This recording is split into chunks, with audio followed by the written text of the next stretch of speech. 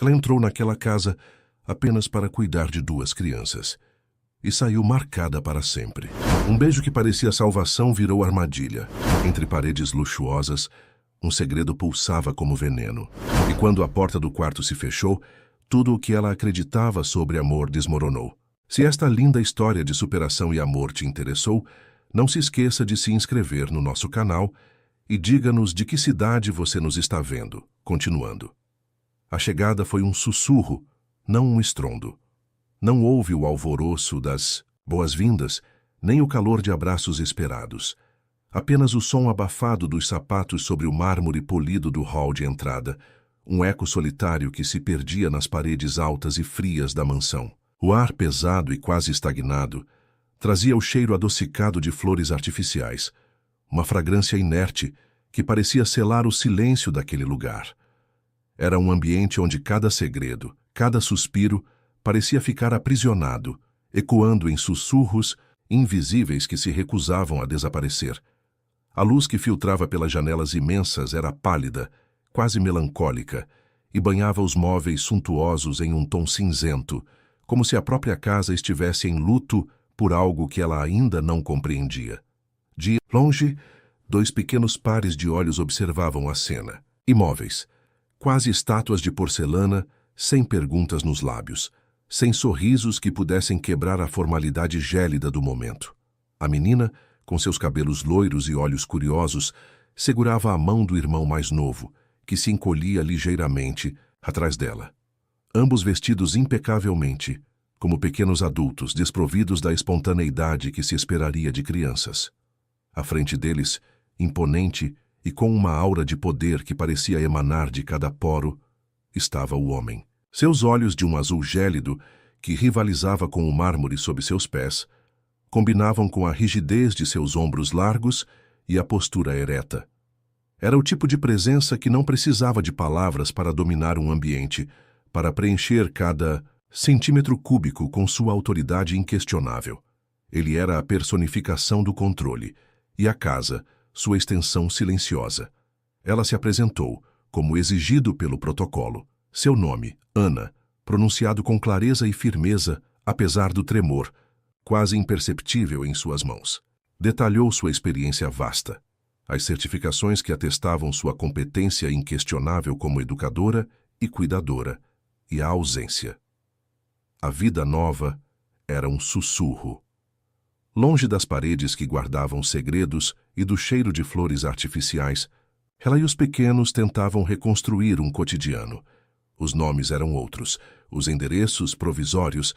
Cada risada das crianças era um bálsamo, mas também um lembrete constante da fragilidade daquela paz recém-adquirida. Ela se dedicava a eles com uma intensidade que beirava a obsessão, compensando o tempo perdido, as panquecas escondidas que agora podiam ser abertamente celebradas. Mas o sono era um campo de batalha. As madrugadas ainda a encontravam, desperta, revivendo o arrepio do toque, o peso da promessa sussurrada. A liberdade era dela, sim, mas a sombra daquela prisão ainda se estendia sobre seus sonhos. Os meses se arrastavam, transformando-se em um ano. As cicatrizes pareciam fechar, mas a memória permanecia viva. Ela havia se tornado uma especialista em detectar olhares, em decifrar silêncios. O instinto de sobrevivência, antes adormecido, agora era uma parte intrínseca de seu ser. Um dia, enquanto folheava um jornal antigo, esquecido em um café, uma pequena nota de rodapé chamou sua atenção. Falava sobre a condenação do empresário recluso, sem mencionar nomes. Mas a descrição era inconfundível. O que a fez congelar, no entanto, não foi a notícia em si, mas uma frase solta, quase um detalhe insignificante sobre os bens do réu. Mencionava uma fundação de caridade pouco conhecida, ligada a um nome que ela jamais havia ouvido, Fundação Aurora Dourada. Por que aquilo a incomodava tanto? Ele nunca havia falado de caridade. Sua existência era um testamento ao egoísmo. Fundação Aurora Dourada. O nome ecoava em sua mente, estranho e deslocado no universo frio e calculista daquele homem. Ela tentou ignorar, atribuir a uma mera coincidência, mas a semente da dúvida já estava plantada. Naquela noite, enquanto os pequenos dormiam, ela se viu pesquisando. A fundação era real, antiga e misteriosamente ligada a figuras influentes, mas com pouca transparência em suas operações. Quanto mais ela investigava, mais uma sensação de desconforto crescia. Não havia nada de concreto, apenas a intuição de que algo estava errado. E então, em um fórum obscuro, em meio a teorias da conspiração e fofocas, ela encontrou uma menção. Um usuário anônimo falava sobre um escândalo antigo envolvendo a fundação e o desaparecimento de uma jovem. O nome da jovem? Aurora. Não era o mesmo nome da fundação, mas a coincidência era perturbadora. Seria possível que o homem, mesmo preso, ainda tivesse tentáculos alcançando o mundo exterior? Ou pior, que ele fosse apenas uma peça em um jogo muito maior? Ela não conseguia afastar a Fundação Aurora Dourada de sua mente.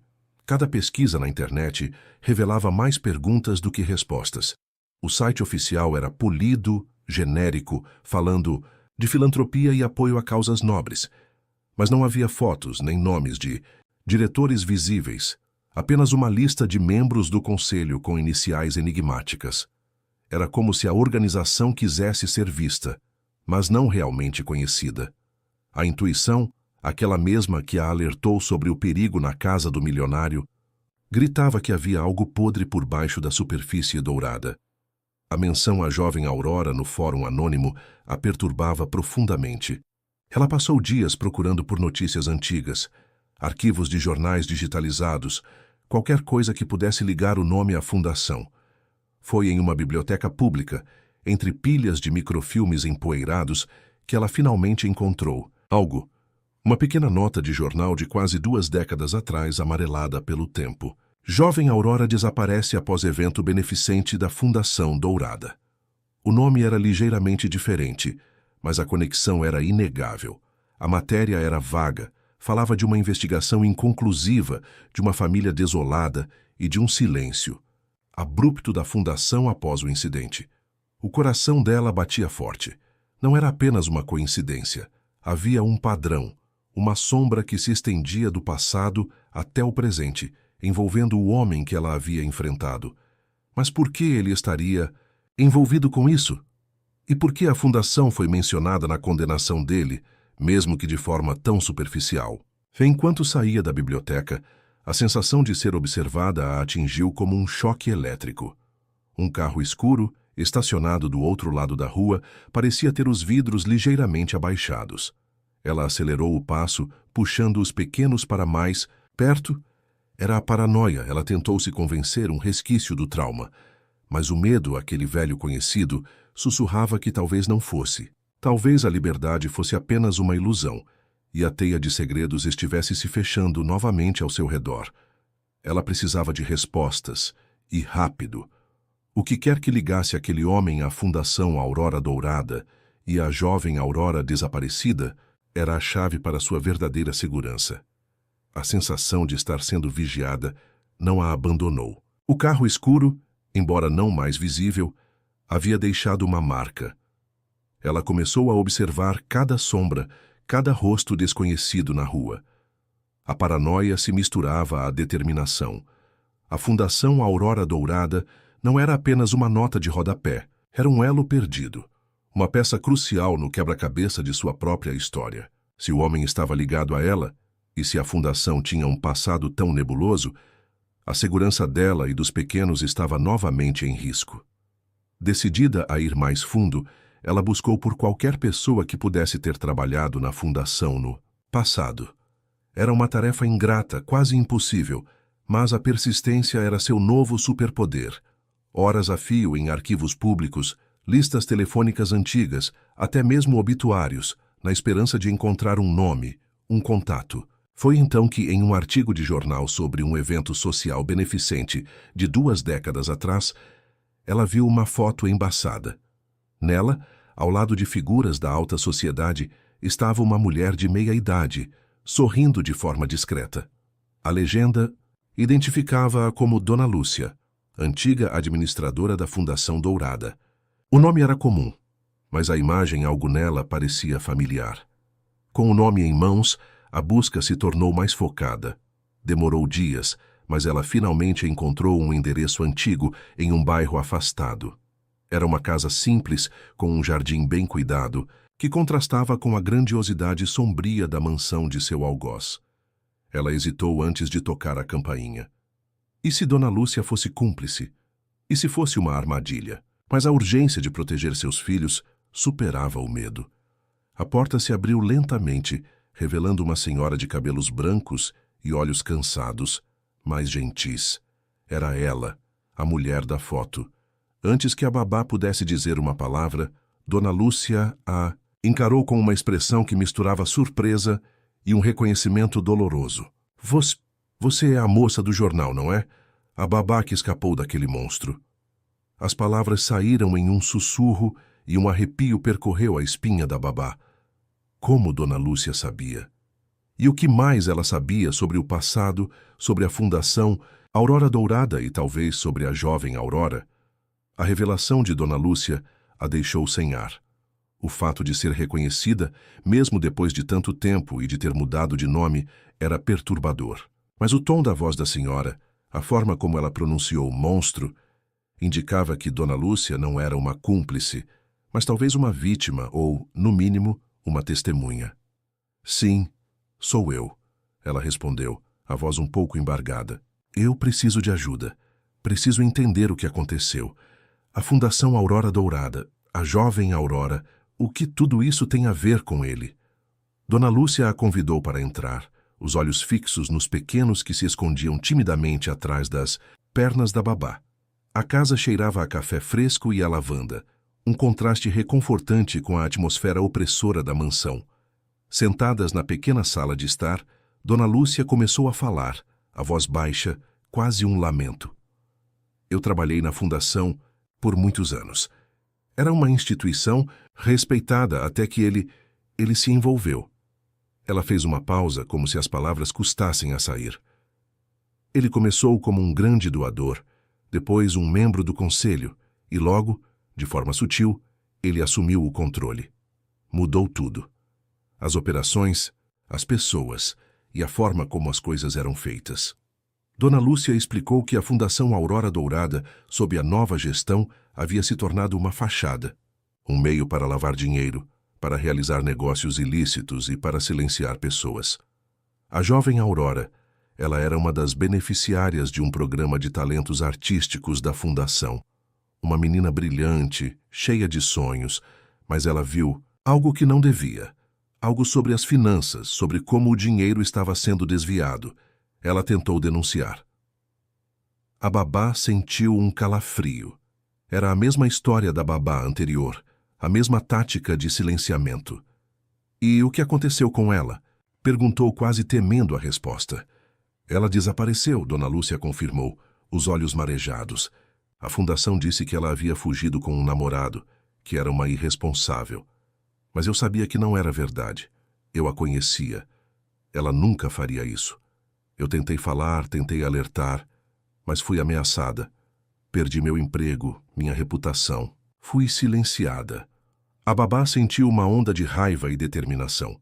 Era tudo muito maior do que ela imaginava. O homem não era apenas um sequestrador possessivo, ele era parte de uma rede de manipulação e crime. Eu preciso de provas, Dona Lúcia, ela disse, a voz firme.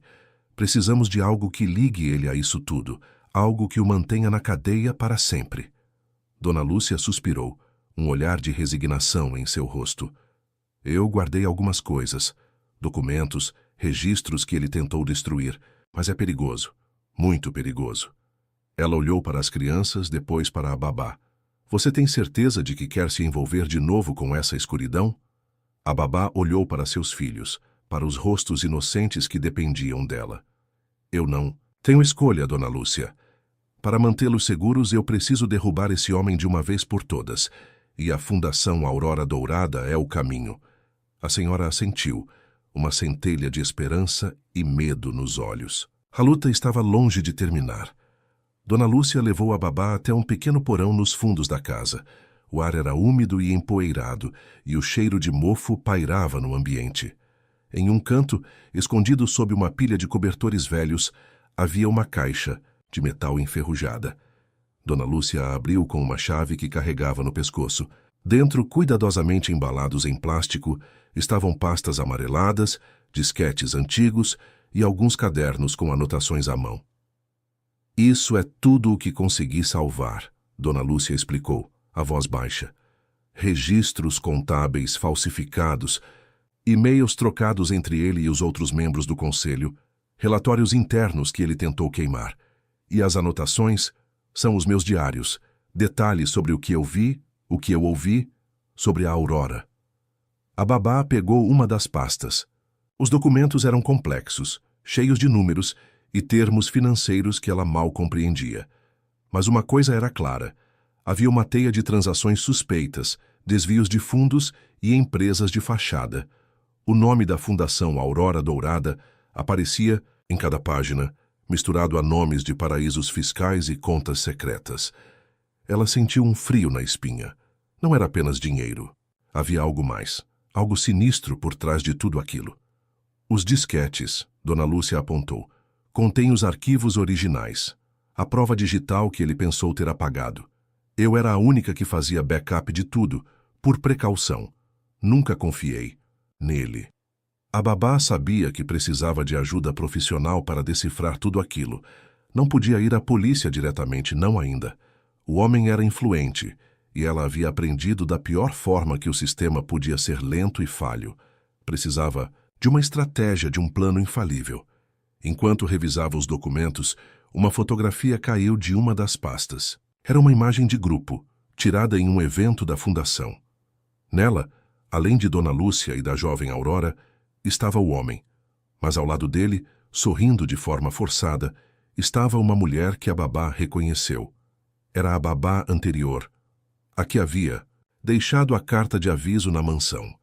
Seus olhos se arregalaram. Ela não era apenas uma funcionária.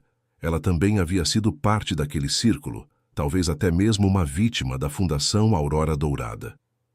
Dona Lúcia, a babá perguntou, a voz trêmula apontando para a foto. Quem é essa mulher? Dona Lúcia olhou para a foto, um suspiro pesado escapando de seus lábios. Ah, ela. Era a secretária pessoal dele por um tempo, antes de se tornar babá. Uma moça inteligente, mas ingênua.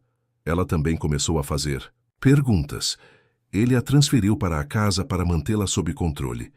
Ela tentou fugir, como você sabe, mas ele a encontrou e a silenciou de uma forma que ninguém mais ousaria perguntar.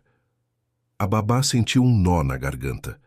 A história da babá anterior era ainda mais trágica do que ela imaginava. E a conexão entre as vítimas, entre ela e a mulher da foto, era um elo de dor e resistência. Ela tinha em mãos não apenas a prova de um esquema financeiro, mas a chave para desvendar uma rede de controle e silenciamento que se estendia por anos. A luta não era mais apenas pela sua liberdade, mas pela justiça de todos que haviam sido silenciados. Com a caixa de documentos em mãos, a babá e Dona Lúcia traçaram um plano. A prioridade era transferir os dados dos disquetes e organizar as provas de forma que pudessem ser compreendidas por alguém de fora. Dona Lúcia conhecia um antigo colega, um perito contábil aposentado que havia trabalhado em casos de fraude complexos. Ele era discreto e confiável, mas vivia isolado e não seria fácil convencê-lo. Enquanto Dona Lúcia tentava fazer contato com o perito, a babá se dedicava a estudar os diários da senhora. As anotações eram um relato vívido do declínio da Fundação Aurora Dourada. Dona Lúcia descrevia as reuniões secretas, as ordens veladas, a forma como o homem gradualmente substituiu os funcionários antigos por pessoas de sua confiança. Ela detalhava como o dinheiro que deveria ir para projetos sociais era desviado para contas offshore e investimentos obscuros. Mas o que mais a chocava eram as entradas sobre a jovem Aurora. Dona Lúcia narrava a alegria da menina ao ser aceita no programa de talentos, seu entusiasmo, e depois a crescente preocupação da senhora com o isolamento de Aurora e as restrições impostas a ela. Aurora havia descoberto um esquema de falsificação de documentos. Dona Lúcia havia escrito em uma página: a tinta borrada, como se tivesse sido escrita às pressas. Ela queria ir à polícia, ele a impediu. Disse que a protegeria, que resolveria tudo internamente. Mas era uma armadilha, ela nunca mais foi vista depois daquele dia. A babá sentiu um aperto no peito. A história de Aurora era um espelho distorcido da sua própria experiência. A promessa de proteção que se transformava em prisão. A manipulação, o controle. A semelhança era assustadora. Dias depois, Dona Lúcia conseguiu uma resposta, do perito. Ele relutou, mas a menção ao nome do homem e à Fundação Aurora Dourada o fez reconsiderar. Ele concordou em analisar os documentos, mas com uma condição. Tudo seria feito em segredo absoluto. Qualquer vazamento poderia colocar a vida de todos em risco. A babá e Dona Lúcia levaram a caixa de provas para o perito, um senhor chamado Dr. Elias, que vivia em uma casa modesta nos arredores da cidade. Dr. Elias era um homem de poucas palavras, com óculos grossos e uma mente afiada. Ele analisou os disquetes com equipamentos antigos, mas funcionais, e começou a escanear os documentos. Enquanto ele trabalhava, a babá sentiu uma estranha mistura de esperança e apreensão. A cada bip do scanner, a cada linha de código que Dr. Elias decifrava, a teia de crime se tornava mais visível. Mas com a clareza, vinha também a percepção da magnitude do que estavam enfrentando. O homem não agia sozinho. Havia outros nomes, outras figuras influentes que apareciam nos documentos. A Fundação Aurora Dourada era apenas a ponta do iceberg. Isso é muito maior do que vocês imaginam, Dr. Elias disse, sua voz grave, sem tirar os olhos da tela. Não é apenas lavagem de dinheiro. Há indícios de tráfico de influência, extorsão e algo muito mais sombrio. Algo relacionado a desaparecimentos. Babá e Dona Lúcia se entreolharam, o medo se misturando à determinação. A luta pela justiça de Aurora e de todas as vítimas silenciadas estava apenas começando. E elas sabiam que, para derrubar essa rede de poder, precisariam de mais do que apenas provas. Precisariam de coragem, astúcia e, talvez, de aliados inesperados. Dr. Elias trabalhou incansavelmente nos documentos, transformando o caos de informações em um dossiê organizado e irrefutável. Ele explicou que a Fundação Aurora Dourada era um complexo esquema de fachada, usado para lavar dinheiro de atividades ilícitas e, o mais perturbador, para recrutar e silenciar jovens talentos. A história de Aurora não era um caso isolado. Outras jovens com habilidades específicas haviam sido atraídas pela promessa de bolsas de estudo e oportunidades, apenas para desaparecer ou serem controladas. Ele não agia sozinho, Dr. Elias reiterou, apontando para nomes e iniciais que se repetiam nos documentos. Há uma rede de pessoas influentes envolvidas, incluindo políticos, empresários e até mesmo figuras da justiça. É um grupo poderoso, Léo. Ele se referia a babá pelo seu nome verdadeiro, que havia sido revelado a ele por Dona Lúcia. Enfrentá-los será perigoso. Léo sentiu o peso da informação. A escala da operação era assustadora, mas o medo era agora um catalisador para a ação. Ela não podia mais ignorar. A segurança de seus filhos e a justiça para Aurora e as outras vítimas dependiam dela. Precisamos de um plano, Léo disse, sua voz firme. Como podemos usar isso? Não podemos simplesmente entregar à polícia. Eles podem estar comprometidos. Dr. Elias concordou. Precisamos de alguém de fora, alguém com integridade e poder para investigar sem ser corrompido. Alguém que não tenha medo de enfrentar essa rede. Ele pensou por um momento. Conheço uma jornalista, uma investigadora renomada, conhecida por desvendar grandes escândalos. Ela é implacável e tem as conexões certas, mas ela só aceita casos com provas irrefutáveis.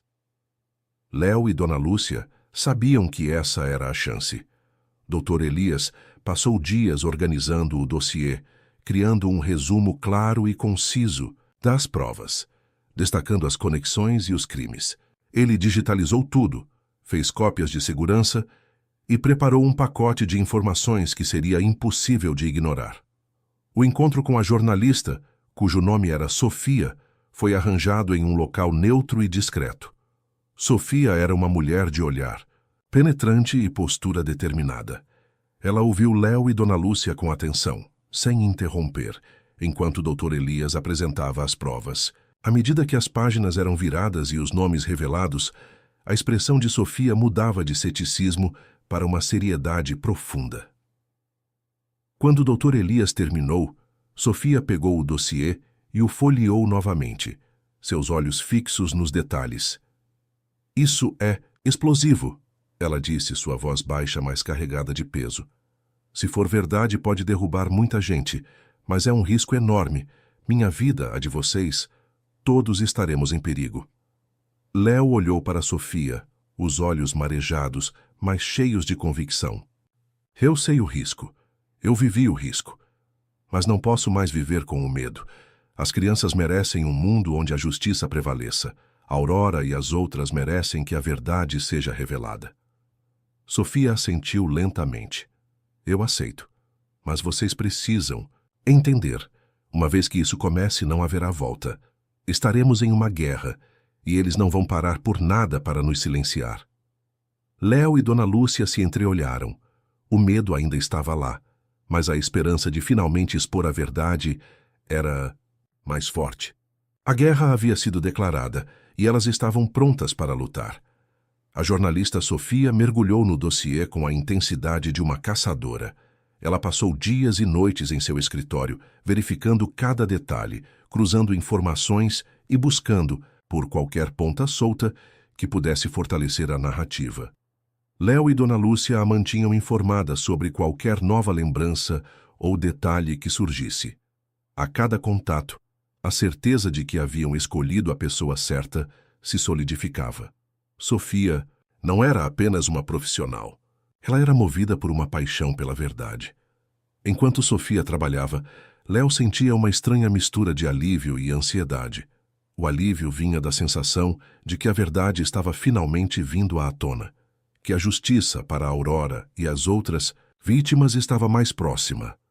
A ansiedade, no entanto, era a sombra constante do perigo. Ela sabia que quanto mais Sofia se aprofundasse, mais perto estariam de serem descobertos. Sofia começou a fazer contatos discretos, usando suas fontes mais confiáveis. Ela procurou ex-funcionários da Fundação Aurora Dourada que haviam sido demitidos ou silenciados, buscando por testemunhos que pudessem corroborar as provas documentais. Alguns se recusaram a falar, aterrorizados demais para reviver o passado. Mas outros, encorajados pela promessa de anonimato e pela determinação de Sofia, começaram a compartilhar suas próprias histórias de medo e manipulação.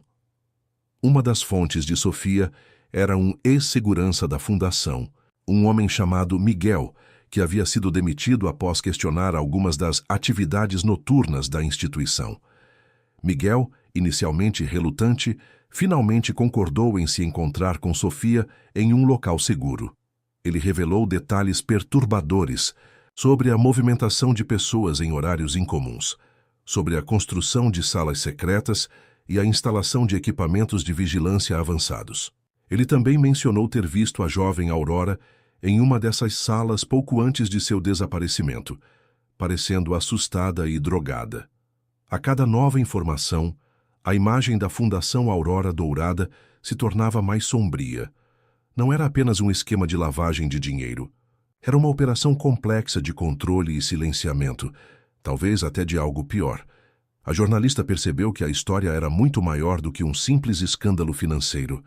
Era uma teia de crimes que se estendia por anos, envolvendo pessoas poderosas e inocentes.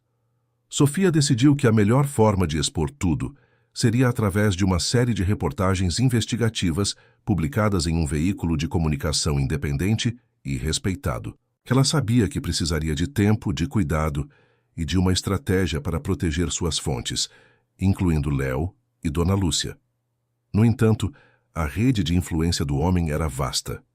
Enquanto Sofia preparava sua primeira matéria, um sinal de alerta surgiu.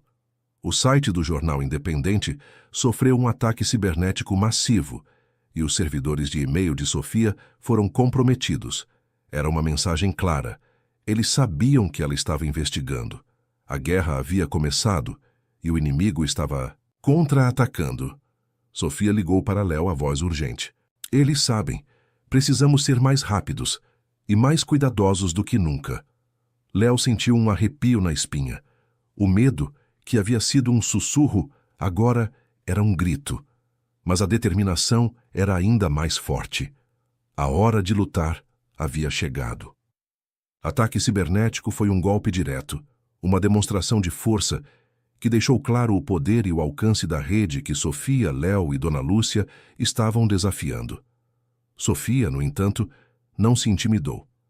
Pelo contrário, o ataque apenas reforçou sua convicção de que estava no caminho certo. Ela sabia que a segurança da informação era primordial.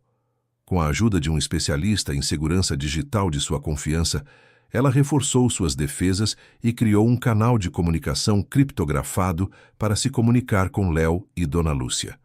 A partir daquele momento, cada passo foi calculado. Sofia decidiu que a primeira reportagem focaria apenas nos aspectos financeiros da Fundação Aurora Dourada, revelando o esquema de lavagem de dinheiro e o desvio de fundos.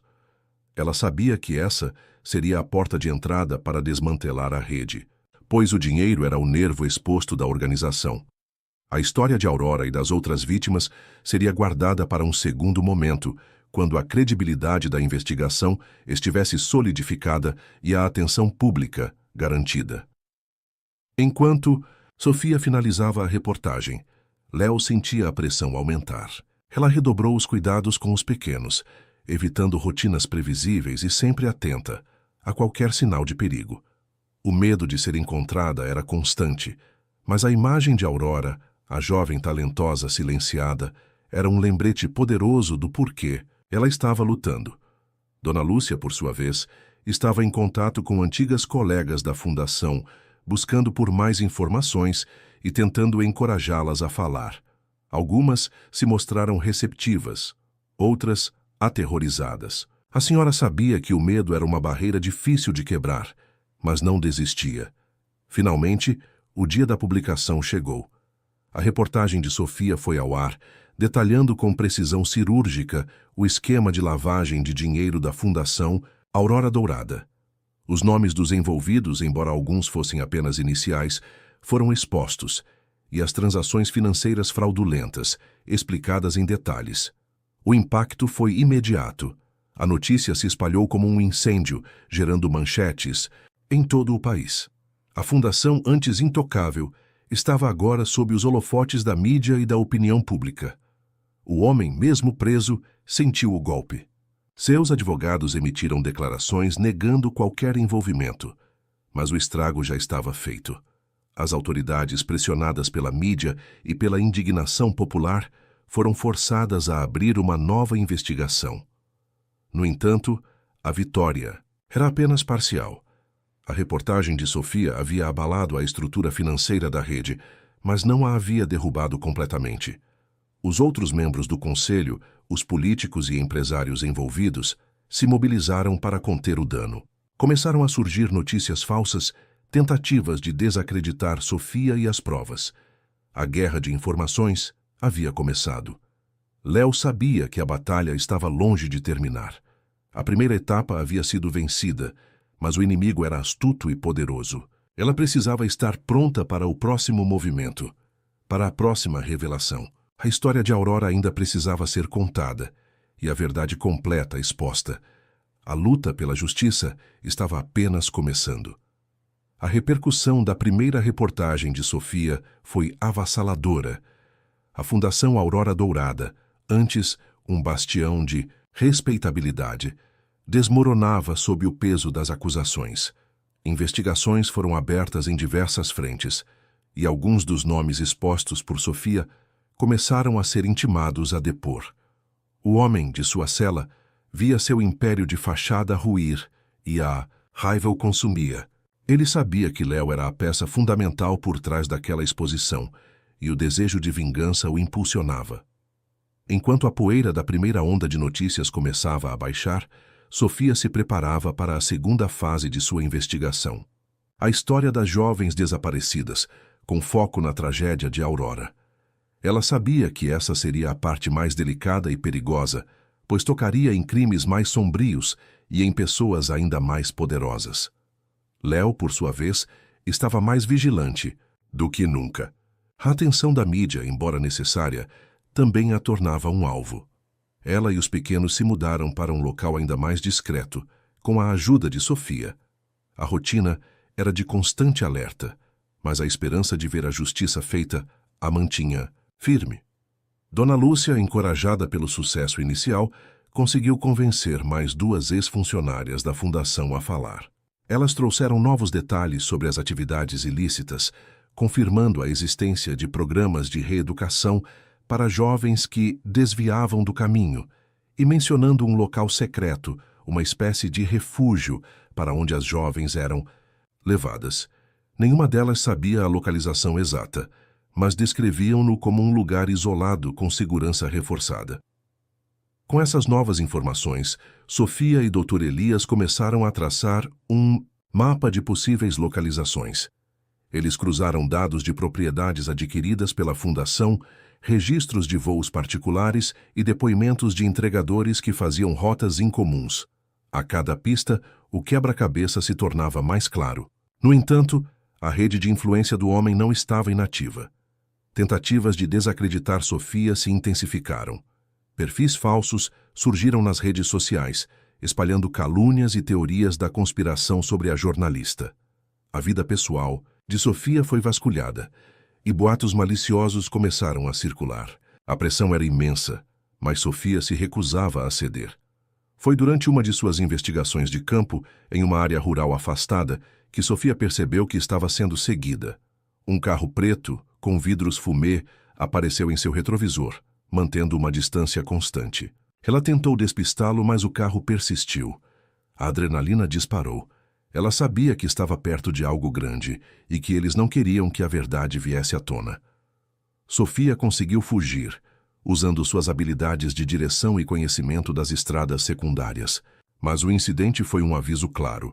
A rede estava se fechando. A segunda reportagem, a que revelaria o destino das jovens desaparecidas, precisava ser publicada antes que eles pudessem silenciá-la. O tempo estava se esgotando e a verdade, por mais dolorosa que fosse, precisava ser revelada. O incidente com o carro escuro foi um catalisador para Sofia. Ela sabia que cada minuto contava. A segurança dela, e a de Léo e dos pequenos, dependia da velocidade com que a verdade fosse exposta. Dr. Elias, com sua expertise, conseguiu identificar uma propriedade remota, registrada em nome de uma empresa de fachada, ligada à Fundação Aurora Dourada. O local, uma antiga fazenda isolada no interior do estado, correspondia às descrições dos ex-funcionários. Era o refúgio secreto.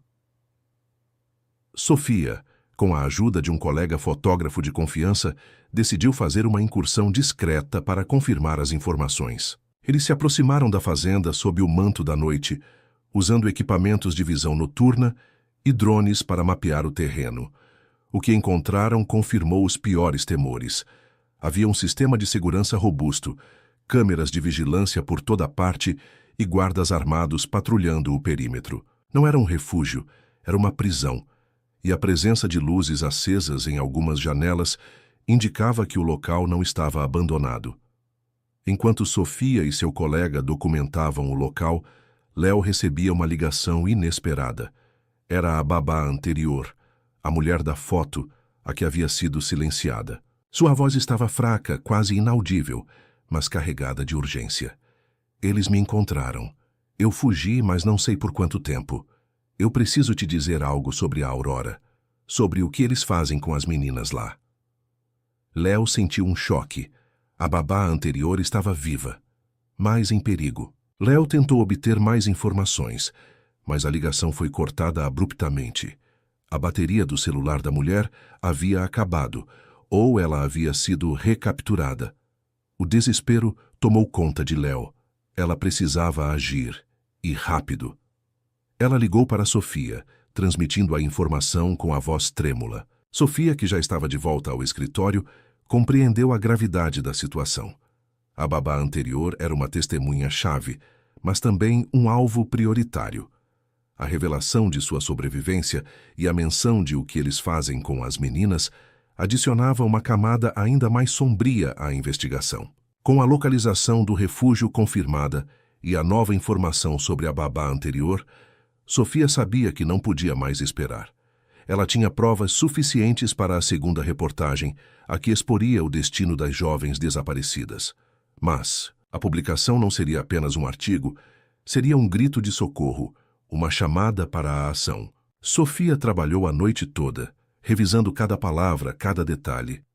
Ela incluiu o depoimento de Miguel, as anotações de Dona Lúcia sobre Aurora e as evidências fotográficas do refúgio. A reportagem não seria apenas sobre o desaparecimento, mas sobre o controle, a manipulação e a desumanização. No dia seguinte, a segunda reportagem foi ao ar. O título era impactante: O segredo sombrio da Fundação Aurora Dourada, onde os sonhos desaparecem. A matéria detalhava o destino das jovens, o esquema de reeducação e a localização do refúgio secreto. A história de Aurora era contada com sensibilidade e força, revelando a crueldade por trás da fachada de caridade. A repercussão foi ainda maior do que a primeira. A indignação popular explodiu.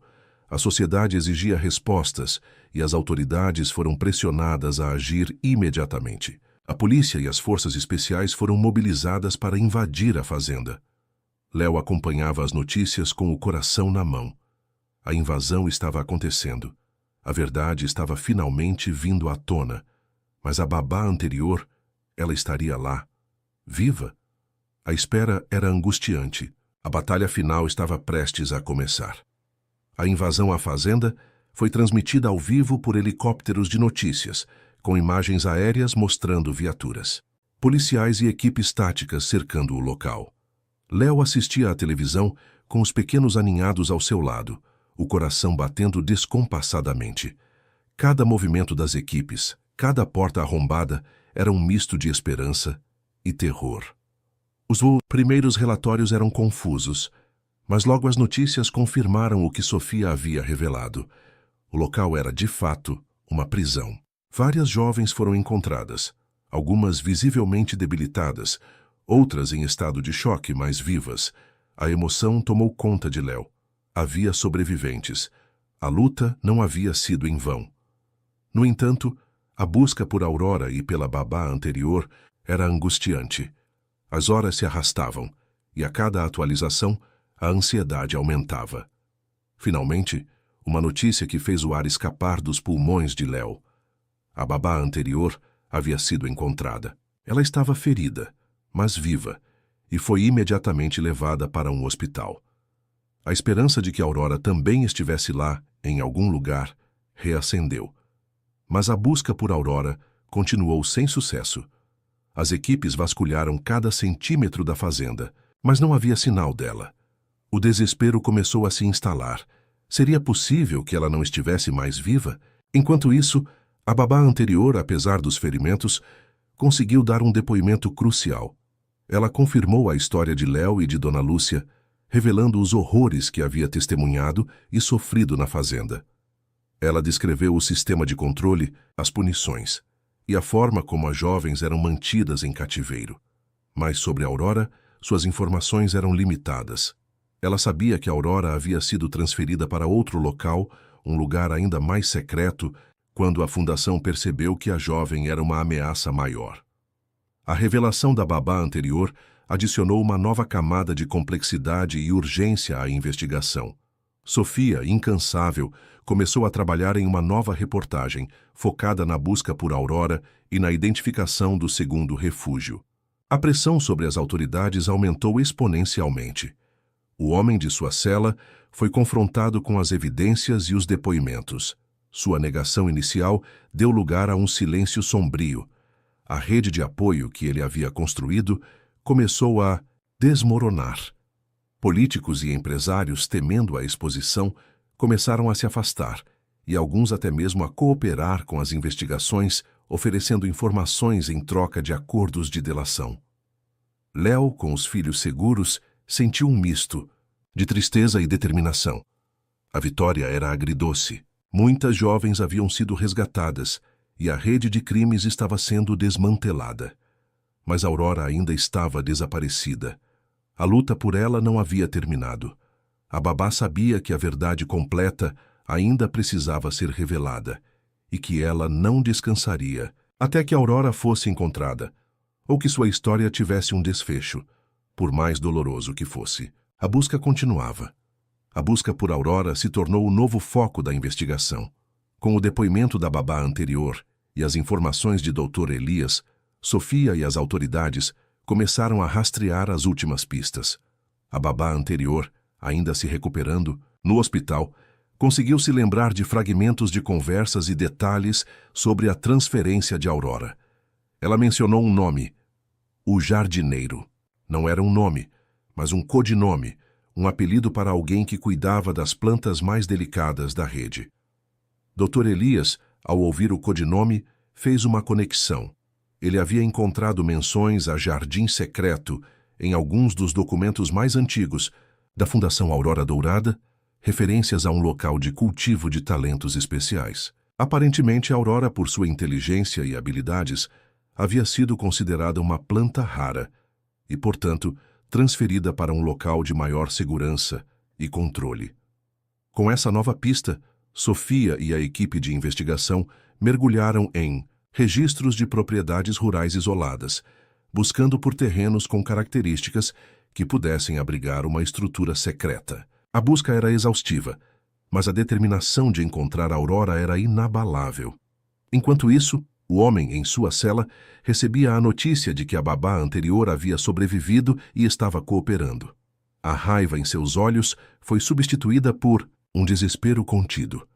Ele sabia que suas chances de escapar da justiça estavam diminuindo a cada dia. Seus advogados, vendo a montanha de evidências se acumular, começaram a pressioná-lo para um acordo de delação premiada, na esperança de reduzir sua pena. Léo, acompanhando tudo de perto, sentia a tensão no ar. A cada nova descoberta, a cada passo em direção à verdade, a sensação de que o fim estava próximo se intensificava. Mas o medo também persistia. A rede ainda tinha tentáculos e a libertação de Aurora era a peça final, a mais perigosa. A babá anterior, após receber alta do hospital, foi levada para um local seguro. Ela se encontrou com Léo, e o reencontro foi carregado de emoção. As duas mulheres, unidas pela dor e pela luta, compartilharam suas histórias e fortaleceram seus laços. A babá anterior, cujo nome era Clara, revelou que o jardineiro era um homem cruel e metódico, responsável por manter as jovens sob controle total, usando métodos psicológicos e, por vezes, físicos. Finalmente, após semanas de investigação, a equipe de Sofia e as autoridades localizaram o Jardim Secreto. Era uma propriedade, ainda mais isolada que a primeira, camuflada por uma densa floresta e protegida por um sistema de segurança de alta tecnologia. As imagens de drone revelaram uma estrutura subterrânea, cuidadosamente escondida. A operação para resgatar Aurora foi planejada com o máximo de sigilo e precisão. As autoridades não podiam cometer erros. A vida de Aurora dependia disso. Léo e Dona Lúcia aguardavam ansiosamente a cada minuto que passava, a esperança e o medo se alternando em seus corações. A invasão ao Jardim Secreto foi rápida e eficiente. As forças especiais agiram com destreza, neutralizando os guardas e desativando os sistemas de segurança. A tensão era palpável, e então, a notícia que todos esperavam: Aurora havia sido encontrada, viva, frágil, mas viva. Léo desabou, em lágrimas de alívio. A jovem Aurora, a razão de toda aquela luta, estava finalmente livre. A justiça, depois de anos de escuridão, finalmente havia prevalecido. Mas a jornada ainda não havia terminado. A recuperação de Aurora seria longa, e a rede de criminosos ainda precisava ser completamente desmantelada. A história de Aurora seria um testemunho da resiliência humana e da força da verdade. A notícia do resgate de Aurora se espalhou, como um raio, eclipsando todas as outras manchetes. A imagem da jovem, frágil, mas com um brilho de vida nos olhos, ao ser retirada do jardim secreto, tocou o coração de milhões. A sociedade, antes chocada com os crimes financeiros, agora estava profundamente comovida com a história de Aurora e das outras jovens. A Fundação Aurora Dourada se tornou sinônimo de um pesadelo. Aurora foi levada para um hospital especializado, onde recebeu cuidados médicos e psicológicos intensivos. Léo, Dona Lúcia e Clara, a babá anterior, foram as primeiras a visitá-la. O reencontro foi emocionante e silencioso, preenchido por olhares de compreensão e lágrimas de alívio. Aurora, embora ainda em choque, reconheceu Dona Lúcia e, com um leve sorriso, apertou a mão de Léo. Era um começo. Sofia, a jornalista incansável, publicou sua última reportagem, detalhando o resgate de Aurora e a prisão do jardineiro, cujo nome verdadeiro era revelado como sendo um ex-psicólogo renomado, que havia usado seu conhecimento para manipular e controlar as vítimas. A matéria também expunha os detalhes da delação premiada do homem, que, sob pressão, havia entregado os nomes de todos os envolvidos na rede, desde políticos corruptos a empresários inescrupulosos. A cascata de prisões e investigações se intensificou. A rede de poder que parecia intocável começou a desmoronar. Mandados de prisão foram emitidos, contas bancárias foram bloqueadas e bens foram confiscados. A justiça, lenta mas implacável, finalmente estava alcançando todos os culpados. O homem em sua cela assistia ao desmantelamento de seu império. Sua delação, embora tenha garantido uma pena menor, também o tornou um pária. Ele não tinha mais poder, nem influência. A Fundação Aurora Dourada foi dissolvida e seus ativos foram usados para criar um fundo de apoio às vítimas e para financiar programas de prevenção contra abusos. Léo, com seus filhos seguros e a justiça em andamento, começou a reconstruir sua vida. Ela havia sido uma babá comum, mas se transformou em uma heroína improvável, uma força motriz por trás da queda de uma organização criminosa. A experiência a marcou profundamente, mas também a fortaleceu. Ela sabia que sua voz, antes silenciada pelo medo, agora era uma ferramenta poderosa para a mudança. Dona Lúcia, com a saúde restabelecida, dedicou-se a cuidar de Aurora, oferecendo-lhe o amor e o apoio que a jovem havia sido privada por tanto tempo. Clara, a babá anterior, também se recuperou e decidiu usar sua experiência para ajudar outras vítimas, trabalhando em uma organização de apoio a pessoas que sofreram traumas. A recuperação de Aurora foi um processo longo e desafiador, mas ela não estava sozinha. Com o apoio de Dona Lúcia, Léo e Clara, e com a terapia adequada, ela começou a se curar. A música, sua paixão antes do cativeiro, tornou-se sua maior aliada. Ela começou a compor novamente, transformando sua dor em arte e sua voz, antes silenciada, em um hino de esperança. O caso da Fundação Aurora Dourada se tornou um marco, um lembrete sombrio da fragilidade da inocência e da importância de lutar pela verdade. Léo, a babá que desafiou um império, provou que a coragem de uma única pessoa pode desencadear uma revolução. A escuridão havia sido exposta e a luz da justiça, finalmente, havia prevalecido. Com o desmantelamento completo da rede criminosa e a condenação dos envolvidos, uma nova fase de reconstrução começou para todos os que foram tocados por essa história. Para Léo, a vida nunca mais seria a mesma. Ela havia provado a si mesma uma força e uma coragem que desconhecia, e a experiência a transformou. Decidiu que não voltaria a ser babá, mas usaria sua voz para advogar por outras vítimas de exploração. Com o apoio de Sofia, ela começou a dar palestras e a colaborar com organizações não governamentais, compartilhando sua história para conscientizar e inspirar. Seus filhos, embora pequenos, cresciam em um ambiente de segurança e amor, cientes da força de sua mãe. Dona Lúcia dedicou-se integralmente à recuperação de Aurora. A casa da senhora se tornou um refúgio de paz e cura. Com paciência e carinho, ela ajudou Aurora a superar os traumas, incentivando-a a retomar seus estudos e, principalmente, sua paixão pela música. Aurora, com o tempo, floresceu. Sua música, antes um lamento silencioso, transformou-se em canções de resiliência e esperança. Ela se tornou uma artista reconhecida, usando sua arte para dar voz às vítimas e para inspirar a cura. Sua história, contada através de suas melodias, alcançou corações em todo o mundo. Clara, a babá anterior, encontrou seu propósito no ativismo. Ela se tornou uma peça fundamental em uma organização que oferece apoio psicológico e jurídico a jovens em situação de vulnerabilidade, impedindo que outras histórias como a de Aurora se repitam. Sua experiência pessoal a tornou uma conselheira empática e uma defensora incansável. Sofia, a jornalista, recebeu prêmios e reconhecimento por sua coragem e sua investigação impecável. Ela continuou a usar sua plataforma para desvendar outras injustiças, sempre com a mesma ética e determinação.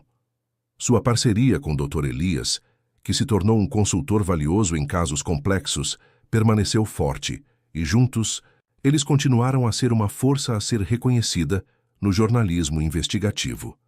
O caso da Fundação Aurora Dourada se tornou um estudo de caso em escolas de direito e jornalismo, um lembrete sombrio de como o poder e a ganância podem corromper, mas também um testemunho da capacidade humana de resistir e lutar pela justiça. O homem e seus cúmplices foram condenados a longas penas de prisão, e o império que construíram foi completamente desmantelado. Anos se passaram. Léo, Dona Lúcia, Clara e Aurora se tornaram uma família improvável, unidas pelos laços de uma batalha compartilhada. As cicatrizes permaneceram, mas elas não definiram quem eram. Em vez disso, elas se tornaram marcas de sua força, de sua capacidade de superar a escuridão e de encontrar a luz. A história de Aurora Dourada não era apenas sobre um crime, mas sobre a resiliência do espírito humano, a importância da verdade e a crença inabalável de que, mesmo nas sombras mais profundas, a esperança pode florescer. Anos se transformaram em uma década, e o eco do caso da Fundação Aurora Dourada continuava a ressoar, não como uma ferida aberta, mas como um lembrete constante da capacidade humana de superação. Aurora, agora uma mulher adulta, havia se tornado uma artista de renome internacional. Seus shows eram mais do que apresentações musicais. Eram experiências catárticas, onde sua voz poderosa e suas letras profundas, inspiradas em sua própria jornada, tocavam a alma de milhares. Ela não apenas cantava sobre dor e superação, mas também sobre a importância da vigilância e da proteção aos vulneráveis.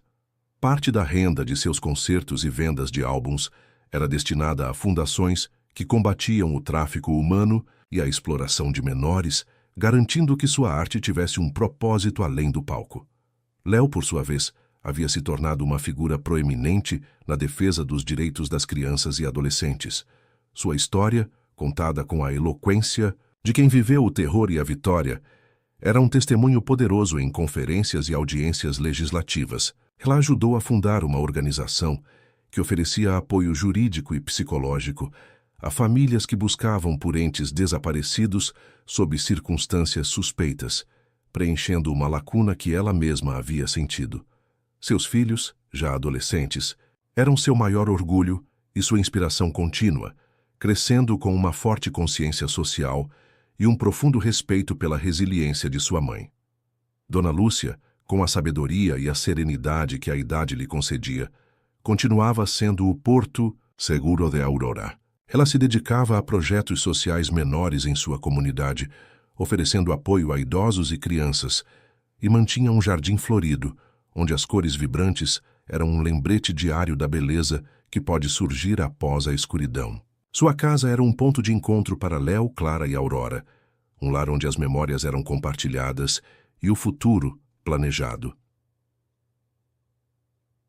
Clara, a babá anterior, havia se especializado em terapia de trauma, trabalhando diretamente com sobreviventes de exploração e abuso.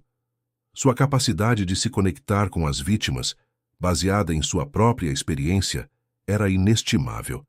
Ela se tornou uma voz respeitada na comunidade terapêutica, desenvolvendo programas inovadores de reabilitação e reintegração social. Sofia e Dr. Elias continuaram suas carreiras com distinção. Sofia, agora editora-chefe de um grande jornal investigativo, usava sua influência para proteger e capacitar novos jornalistas que se arriscavam em pautas difíceis. Dr. Elias, embora oficialmente aposentado, era sempre o primeiro a ser consultado em casos de fraude complexos, seu intelecto afiado e sua discrição sendo ativos inestimáveis. O caso da Fundação Aurora Dourada se tornou um marco na legislação de proteção à criança e ao adolescente, levando à criação de novas leis e à intensificação da fiscalização. A memória das vítimas, especialmente de Aurora, serviu como um farol, iluminando os cantos mais sombrios da sociedade e inspirando uma vigilância contínua. A história de Léo e de todas as mulheres que se uniram para derrubar um império de maldade era um lembrete perene de que a coragem, a verdade e a solidariedade são as mais poderosas armas contra a injustiça. 1 década e meia havia se passado desde que a Fundação Aurora Dourada desmoronou, que a vida de Léo, Aurora, Dona Lúcia e Clara se entrelaçava em um tapeçaria de propósito e resiliência. O mundo, embora ainda imperfeito, havia aprendido lições valiosas com a escuridão que foi exposta. A história de Aurora não era mais apenas uma tragédia, mas um símbolo de esperança e um catalisador para a mudança. Aurora, em sua turnê mundial mais recente, havia adicionado uma nova camada à sua arte. Além de suas canções poderosas, ela agora incorporava elementos visuais e narrativos em seus shows, contando a história de sua libertação de uma forma que inspirava a ação. Em cada cidade, ela se encontrava com grupos de apoio a vítimas e ativistas, usando sua fama para amplificar vozes que antes eram silenciadas. Sua voz, antes um instrumento de dor, agora era um farol de transformação, e ela se sentia completa ao ver o impacto de sua música na vida de outras pessoas. Léo, com seus filhos já adultos e trilhando seus próprios caminhos, dedicava-se integralmente à sua organização. Ela havia expandido sua atuação para além das fronteiras, colaborando com agências internacionais na luta contra o tráfico humano. Sua experiência prática e sua paixão inabalável a tornaram uma figura respeitada globalmente. Ela sabia que a vigilância era eterna, que o mal sempre encontraria novas formas de se manifestar, mas a rede de apoio que ela ajudou a construir era cada vez mais forte, uma muralha contra a escuridão. Dona Lúcia, já com seus 80 e poucos anos, era a matriarca amada de todos. Sua casa continuava sendo o epicentro de encontros e celebrações. Ela não mais se envolvia ativamente nas campanhas, mas sua presença, sua sabedoria e seu amor incondicional eram o alicerce emocional que sustentava a todos. Ela via em Aurora a filha que a vida lhe tirou e em Léo a força que a inspirou. Clara, a terapeuta de trauma, havia se tornado uma referência em seu campo. Seus métodos inovadores e sua abordagem empática ajudaram inúmeros sobreviventes a reconstruir suas vidas. Ela era frequentemente convidada para palestrar em universidades e conferências, compartilhando seu conhecimento e sua própria jornada de cura. Ela e Léo trabalhavam juntas em diversos projetos, unindo a expertise prática com o apoio psicológico. Sofia e Dr. Elias, embora mais velhos, não haviam perdido o brilho. Sofia, agora uma lenda no jornalismo, continuava a mentorar jovens talentos, incutindo neles a importância da ética e da coragem. Dr. Elias, com sua mente brilhante, ainda era o consultor preferido para os casos mais intrincados, desvendando segredos com a mesma paixão de antes. O legado da Fundação Aurora Dourada era multifacetado. Era um lembrete da capacidade humana para a crueldade, mas, acima de tudo, era um testemunho da força do espírito humano para resistir, curar e transformar a dor em propósito. As mulheres que se uniram para derrubar um império de maldade haviam plantado sementes de esperança que continuavam a florescer, garantindo que a luz sempre prevaleceria sobre as sombras. E em cada vida que tocavam, a história de Aurora Dourada continuava a ser contada, não como um conto de terror, mas como uma ode à resiliência e à justiça. 2 décadas haviam se passado desde a queda da Fundação Aurora Dourada, e o Tempo, que cura algumas feridas e aprofunda outras, havia solidificado o legado de coragem e resiliência. A história, antes um pesadelo, era agora uma epopeia de superação, contada e recontada para inspirar novas gerações. Aurora, no auge de sua carreira, decidiu fazer uma pausa em suas turnês mundiais para se dedicar a um projeto mais íntimo: a criação de um centro de arte e terapia para jovens em situação de vulnerabilidade. O Centro Aurora Dourada, como foi batizado, era um espaço onde a música, a pintura, a escrita e outras formas de expressão eram usadas como ferramentas de cura e empoderamento.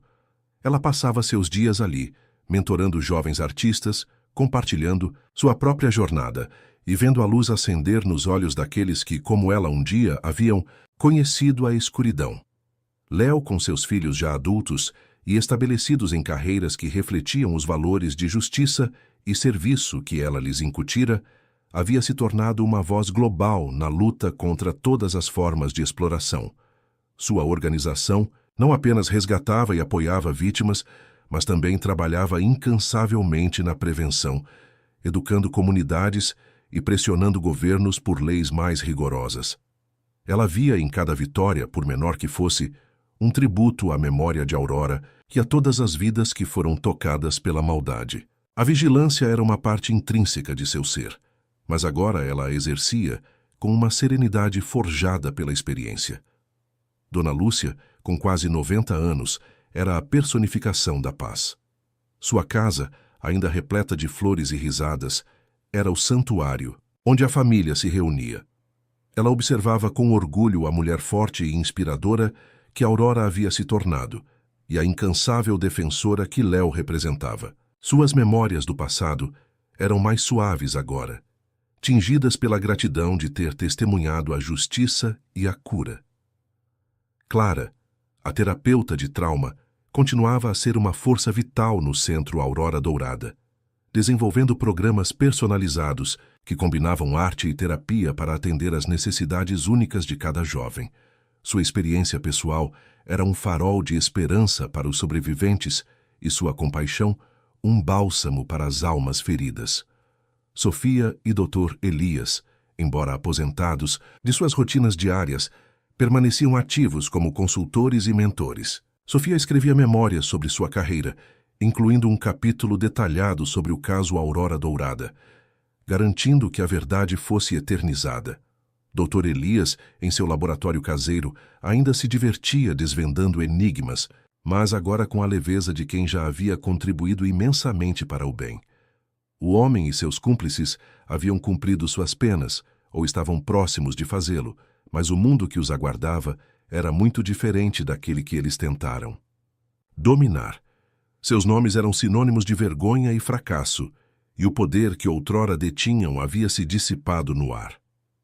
A história da Fundação Aurora Dourada não era apenas um conto de crimes e resgates. Era uma narrativa sobre a interconexão da vida, sobre como a coragem de alguns pode despertar a justiça para muitos. Era a prova de que, mesmo nas sombras mais densas, a semente da esperança pode germinar, florescer e iluminar o caminho para um futuro mais justo e humano. E assim a luz de Aurora, que um dia quase se apagou, brilhava mais forte do que nunca, guiando e inspirando a todos. 25 anos haviam se passado desde o dia em que a escuridão da Fundação Aurora Dourada foi exposta ao mundo. O tempo, com sua passagem implacável, havia transformado a dor em memória, a luta em legado e a esperança em realidade. A história de Aurora e de todos que se uniram para libertá-la não era mais apenas um capítulo nos anais da justiça, mas um farol que guiava e inspirava. O Centro Aurora Dourada, idealizado por Aurora, havia crescido exponencialmente, tornando-se uma referência global em arte-terapia e reabilitação para jovens vítimas de trauma. Aurora, agora uma mulher, madura e serena, não era apenas a fundadora, mas a alma do lugar. Ela observava os jovens que chegavam, muitos com os mesmos olhos perdidos que um dia foram os seus, e via neles o reflexo de sua própria jornada. Ver um sorriso florescer, uma melodia surgir de um coração ferido, ou uma tela ganhar vida com cores vibrantes, era a sua maior recompensa. Sua música, embora ainda presente, havia se tornado um meio, não o fim de sua missão. Léo, com os cabelos salpicados de prata, continuava a ser uma força incansável. Sua organização, agora com escritórios em vários continentes, havia resgatado milhares de vidas e influenciado políticas públicas em escala global. Seus filhos, já adultos e com carreiras de impacto social, eram seus maiores aliados, carregando adiante a tocha da justiça e da compaixão. Léo havia aprendido que a luta contra a injustiça era um rio que corria sem cessar, mas que cada gota de esforço criava um oceano de mudança. Ela se sentia em paz, sabendo que havia dedicado sua vida a um propósito maior. Dona Lúcia, com mais de 90 anos, partiu serenamente, deixando um vazio preenchido por memórias de amor incondicional e sabedoria. Sua casa, o santuário da família, foi transformada em um pequeno museu e centro de memória, onde fotos e objetos contavam a história da luta e da vitória, um tributo à sua força silenciosa. Aurora e Léo garantiram que seu legado de carinho e resiliência jamais fosse esquecido. Clara, a terapeuta, continuava a ser a diretora clínica do Centro Aurora Dourada, sua experiência e empatia inigualáveis. Ela havia desenvolvido um currículo terapêutico que era replicado em outros centros ao redor do mundo, e sua voz era respeitada em congressos internacionais. Ver a recuperação de Aurora e de tantos outros jovens era a prova viva de que a cura era possível, mesmo após as mais profundas feridas. Sofia e Dr. Elias, em sua aposentadoria plena, desfrutavam da tranquilidade de suas vidas, mas nunca se desconectaram completamente. Sofia, de vez em quando, escrevia um artigo de opinião ou dava uma entrevista, sempre reforçando a importância do jornalismo investigativo. Dr. Elias, por sua vez, dedicava-se a hobbies e à família, mas seus conselhos ainda eram procurados por aqueles que precisavam de uma mente afiada para desvendar complexidades. O homem e seus cúmplices, agora figuras obscuras da história, eram apenas um lembrete do que a sociedade havia superado. Seus nomes eram sinônimos de uma era sombria, mas a luz que havia emergido dela era infinitamente mais poderosa. No aniversário de 25 anos do resgate de Aurora, uma grande celebração foi organizada no Centro Aurora Dourada. Ex-vítimas, agora adultos prósperos, ativistas, jornalistas e autoridades se reuniram. Aurora, ao lado de Léo e Clara, subiu ao palco. Ela não cantou, mas falou. Sua voz, firme e cheia de gratidão, ressoou pelo auditório. A escuridão, disse ela, tentou nos consumir, mas não conseguiu, porque a luz da verdade, da compaixão e da coragem é mais forte. E essa luz que um dia quase se apagou em mim, hoje brilha em cada um de vocês. Que ela continue a guiar nossos passos, sempre. O aplauso foi ensurdecedor, um coro de vozes, que celebrava não apenas uma vitória, mas um novo começo, um futuro construído sobre os alicerces da justiça e da esperança. A história de Aurora Dourada, a jovem que renasceu das cinzas, tornou-se um hino eterno à resiliência do espírito humano. 30 anos haviam se completado desde que a verdade sobre a Fundação Aurora Dourada veio à luz, e o legado daquela luta se manifestava de formas profundas e inspiradoras. A história de Aurora, Léo, Dona Lúcia e Clara não era mais apenas um relato de superação, mas um pilar fundamental na educação de uma nova geração de ativistas, artistas e defensores dos direitos humanos. O Centro Aurora Dourada, sob a liderança visionária de Aurora, havia se expandido para além das fronteiras do país, com filiais em diversas nações, todas dedicadas a oferecer um santuário de cura e um espaço para a expressão criativa. Aurora, agora uma figura reverenciada, dedicava-se a mentorar os diretores de cada centro, garantindo que a essência de sua missão, a cura através da arte e a promoção da dignidade, permanecesse intacta. Ela via nos olhos dos jovens, que emergiam dos programas do centro, a prova viva de que a arte podia, de fato, transformar a dor em beleza e a vulnerabilidade em força. Léo, em seus 70 e poucos anos, havia se aposentado da liderança ativa de sua organização, mas sua influência permanecia imensa. Ela atuava como conselheira sênior, e seus filhos, que haviam assumido papéis de destaque na organização, continuavam seu trabalho com a mesma paixão e rigor. A rede global de combate ao tráfico humano, que ela ajudou a construir, era agora uma força formidável, adaptando-se constantemente às novas táticas dos exploradores, mas sempre um passo à frente, graças à base sólida de conhecimento e colaboração que Léo havia estabelecido. A memória de Dona Lúcia era celebrada anualmente no Centro Aurora Dourada, com um festival de flores e música, um tributo à mulher que foi o alicerce de tudo.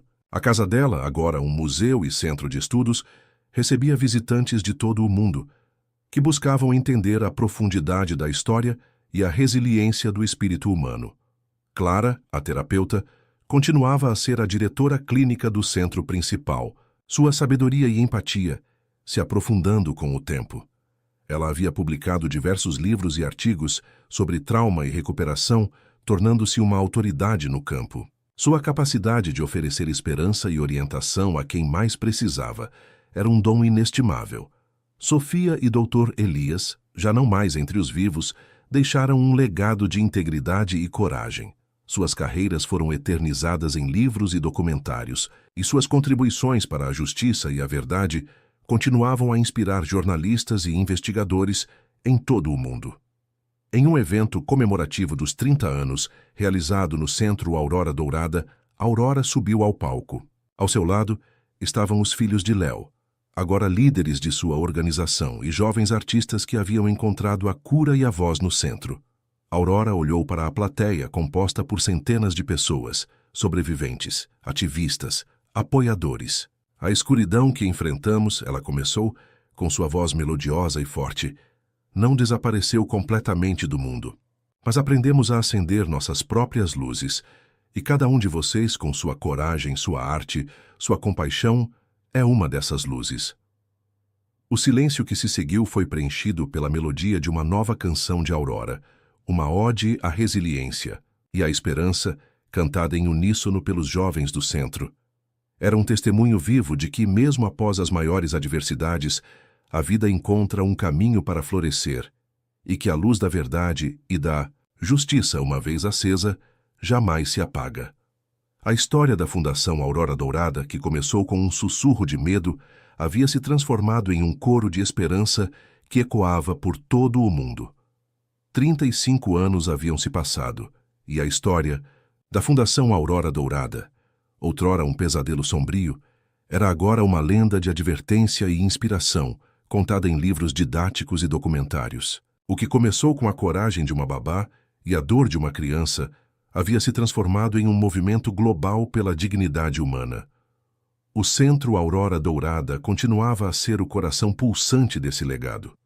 Aurora, embora ainda profundamente envolvida, havia passado a tocha da gestão diária para uma nova geração de líderes, muitos deles ex-alunos do próprio centro, que após se curarem, dedicaram suas vidas a ajudar outros. Ela se concentrava em projetos especiais, como a criação de um currículo internacional de arte-terapia para vítimas de trauma, e em palestras inspiradoras, onde sua presença e sua voz eram um testemunho vivo da capacidade de superação. Sua serenidade e sabedoria eram palpáveis, e ela era vista como uma matriarca espiritual por incontáveis pessoas ao redor do mundo.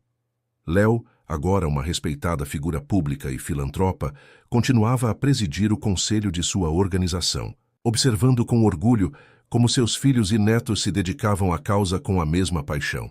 A organização havia se tornado uma força política e social, influenciando legislações e promovendo a conscientização em níveis governamentais e comunitários. Ela sabia que o mal nunca desapareceria completamente, mas a capacidade da sociedade de reconhecê-lo e combatê-lo havia crescido exponencialmente, graças aos alicerces que ela e seus aliados haviam construído. A memória de Dona Lúcia era mais viva do que nunca. O museu e centro de estudos em sua antiga casa prosperava, recebendo pesquisadores e visitantes de todos os cantos do globo, que vinham aprender sobre a resiliência humana e a importância da compaixão. Seu jardim, sempre florido, era mantido com um carinho por voluntários, um símbolo perene da beleza que pode florescer mesmo após a escuridão. Clara, a terapeuta, havia se aposentado da direção clínica do Centro Aurora Dourada, mas continuava a atuar como consultora e supervisora para os terapeutas mais jovens. Sua sabedoria e suas técnicas inovadoras eram passadas adiante, garantindo que a abordagem empática e eficaz que ela desenvolveu continuasse a beneficiar as futuras gerações de sobreviventes. A nova geração, que não havia vivido diretamente os horrores da Fundação Aurora Dourada, cresceu imbuída dos valores de justiça e proteção. Eles eram os guardiões de uma memória, mas também os arquitetos de um futuro, conscientes de que a vigilância e a ação contínuas eram essenciais para preservar as conquistas alcançadas. Em um simpósio internacional sobre direitos humanos, Aurora foi convidada a fazer o discurso de encerramento. Ela subiu ao palco, seus olhos brilhando com uma mistura de memória e esperança. A história da Fundação Aurora Dourada, disse ela, não é apenas a minha história, ou a história de Léo ou de Clara, é a história de todos nós. É a prova de que, quando nos recusamos a silenciar, quando nos unimos pela verdade e pela justiça, podemos derrubar os impérios mais sombrios. Que essa história continue a nos lembrar que a luz sempre encontra um caminho e que a responsabilidade de mantê-la acesa é de cada um de nós. O aplauso foi longo e emocionado, um tributo à jornada que ela e tantos outros haviam percorrido. A luz de Aurora Dourada, que um dia foi uma chama frágil ameaçada de extinção, agora era um farol poderoso, iluminando o caminho para um mundo mais justo, seguro e humano. 40 anos haviam se completado desde que o grito silencioso de Aurora foi ouvido e a teia de maldade da Fundação Aurora Dourada desvendada. O tempo, com sua sabedoria implacável, havia transformado a dor em uma memória coletiva de aprendizado e a luta em um legado imortal que ecoava através das gerações. A história, que começou com a inocência roubada, era agora um farol de esperança para um mundo mais justo e vigilante. O Centro Aurora Dourada, sob a liderança de uma nova diretoria composta por ex-alunos e profissionais dedicados, era um ecossistema vibrante de cura e criatividade. Aurora, agora uma mulher de cabelos prateados, mas com o mesmo brilho intenso nos olhos, havia se retirado das responsabilidades administrativas diárias. Ela passava seus dias no centro, não como uma figura de autoridade, mas como uma mentora inspiradora, compartilhando sua sabedoria através de workshops de arte e sessões de contação de histórias. Sua presença era um bálsamo, um lembrete vivo de que a resiliência era possível. Ela via nos olhos dos jovens que chegavam, feridos e perdidos, a mesma centelha de vida que um dia foi quase extinta nela, e em cada recuperação celebrava a vitória do espírito humano. Léo, com mais de 80 anos, era a matriarca venerada de um movimento global. Sua organização, agora liderada por seus netos, havia se expandido para se tornar uma das maiores e mais influentes no combate ao tráfico humano e à exploração infantil.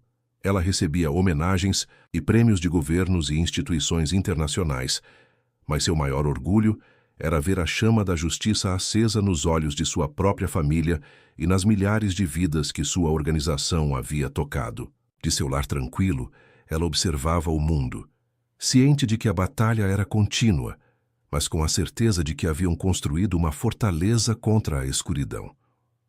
A casa de Dona Lúcia, o museu e centro de estudos, era um local de peregrinação.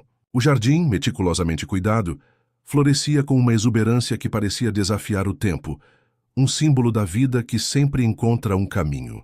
Historiadores e pesquisadores vinham de todas as partes para estudar o caso Aurora Dourada, reconhecendo-o como um divisor de águas na história dos direitos humanos e da justiça social.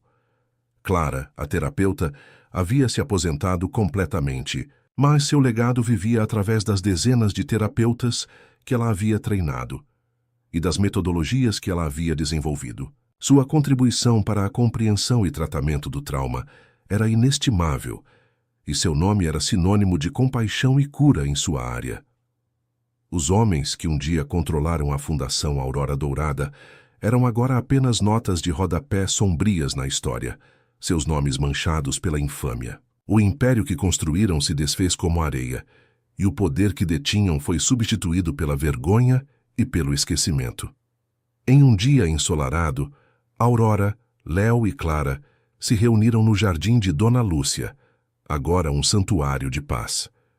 Elas se sentaram em um banco de pedra, observando as flores e as novas gerações de crianças brincando.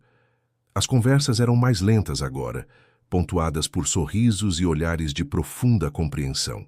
Quem diria, Léo, disse Aurora, sua voz suave, que de tanta dor nasceria tanta vida?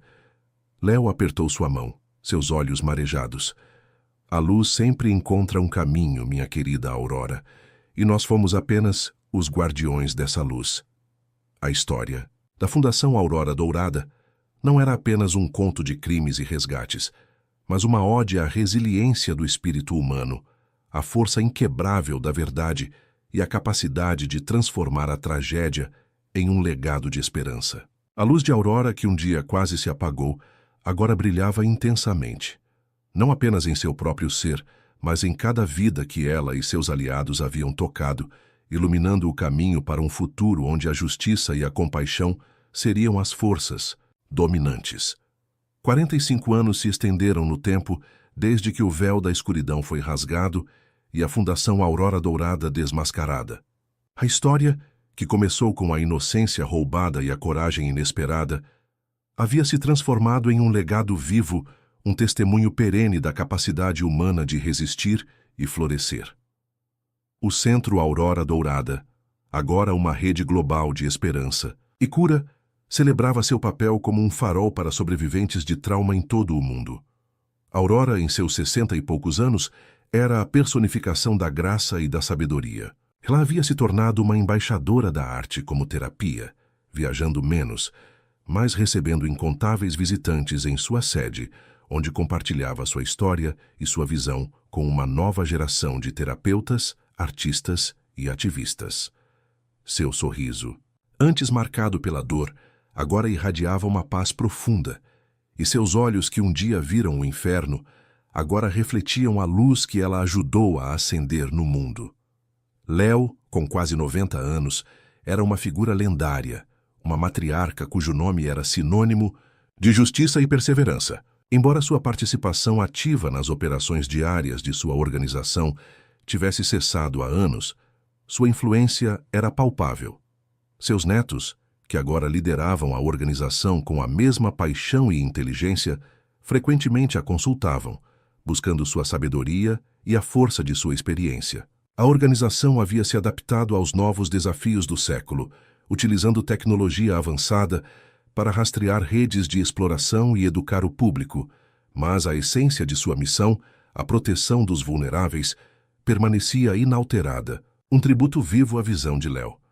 A casa de Dona Lúcia, o museu e centro de estudos, continuava a ser um local de reverência e aprendizado. O jardim, mais exuberante do que nunca, era um espaço de meditação e inspiração, onde as flores coloridas pareciam sussurrar histórias de resiliência. Estudiosos e visitantes de todas as partes do mundo vinham para absorver a atmosfera de esperança e entender as complexidades de um caso que mudou a forma como a sociedade lidava com a exploração. Clara, a terapeuta, desfrutava de sua aposentadoria merecida, mas sua mente brilhante e seu coração compassivo nunca pararam de trabalhar. Ela dedicava seu tempo a escrever e a dar palestras ocasionais, compartilhando sua vasta experiência e os métodos terapêuticos que ajudaram a moldar o campo da recuperação de traumas. Sua contribuição para a cura de Aurora e de tantos outros era um legado que se estendia por gerações. Os nomes dos criminosos da Fundação Aurora Dourada haviam desaparecido da memória pública, relegados a notas de rodapé, em livros de história e arquivos judiciais. O império que eles construíram não era mais do que uma sombra distante, engolida pela luz que as mulheres corajosas haviam acendido. Em um dia de primavera, Aurora e Léo se encontraram no jardim de Dona Lúcia. O sol aquecia seus rostos enrugados e o aroma das flores preenchia o ar. Seus netos e bisnetos brincavam nas proximidades, a prova viva de um futuro seguro e promissor. Olhe para eles, Léo, disse Aurora, sua voz suave, mas cheia de emoção. Tudo valeu a pena. Léo sorriu, um sorriso que carregava a profundidade de décadas de luta e vitória. Sempre valeu a pena, minha querida Aurora. A luz que acendemos continua a brilhar, e eles são a prova disso.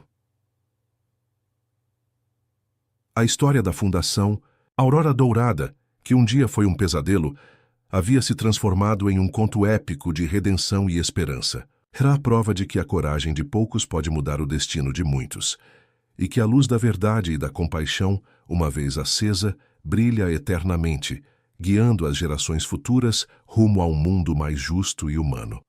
50 anos haviam se completado, desde o dia em que a Fundação Aurora Dourada foi desmantelada, um marco que transformou uma história de horror em um épico de esperança e resiliência. O tempo, com sua passagem inexorável, não apagou as cicatrizes, mas as transformou em linhas de força, um mapa da jornada que levou à vitória da luz sobre a escuridão. O Centro Aurora Dourada, agora uma instituição global com uma rede de filiais em todos os continentes, era um testemunho vivo do poder da arte e da compaixão. Aurora, em seus 70 e poucos anos, continuava a ser a inspiração e a alma do centro. Ela não mais gerenciava as operações diárias, mas sua presença era um bálsamo. Dava palestras magnéticas, escrevia livros de memórias e poesia que se tornaram best-sellers internacionais e passava horas com os jovens artistas do centro, compartilhando não apenas técnicas, mas a essência de sua própria jornada de cura. Seus olhos, que um dia refletiram o terror, agora brilhavam com uma sabedoria e paz profundas, um farol para todos que buscavam redenção. Léo, com mais de 90 anos, vivia seus dias com a serenidade de quem cumpriu sua missão com honra. Ela era a matriarca de uma vasta família de ativistas e humanitários, muitos dos quais ocupavam posições de liderança na organização que ela fundou. A luta contra a exploração humana havia se tornado uma causa global, com leis mais rígidas e uma conscientização pública sem precedentes, muito graças aos alicerces que Léo e seus aliados haviam construído. Ela observava o mundo, ciente de que a vigilância era eterna, mas com a certeza de que havia deixado um legado de coragem e uma rede de proteção que perduraria por gerações. A casa de Dona Lúcia, o museu e centro de estudos, era um santuário de memória e aprendizado, visitado anualmente por milhares de pessoas que buscavam inspiração na história de resiliência. O jardim, mais vibrante do que nunca, era um lembrete perene de que a vida sempre encontra um caminho para florescer, mesmo após as maiores adversidades. Clara, a terapeuta, havia falecido alguns anos antes, deixando para trás um vasto corpo de trabalho e uma legião de terapeutas treinados em suas metodologias inovadoras. Seu legado vivia em cada sorriso restaurado, em cada alma curada que passava pelas portas do Centro Aurora Dourada. Os nomes dos criminosos da Fundação Aurora Dourada haviam sido apagados da história, substituídos pelos nomes das vítimas e dos heróis que lutaram por justiça. O império que eles construíram era agora apenas uma nota de rodapé sombria em livros de história, um lembrete do que a sociedade havia superado. No 50º aniversário do desmantelamento da Fundação, uma grande celebração foi realizada no Centro Aurora Dourada. Aurora, com a voz embargada pela emoção, subiu ao palco.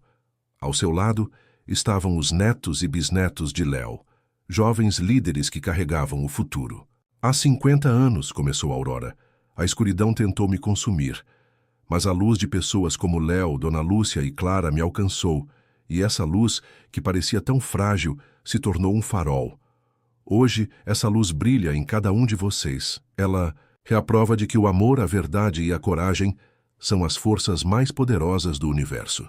O auditório explodiu em aplausos, um coro de vozes que celebrava não apenas uma vitória passada, mas um futuro de esperança e vigilância contínua.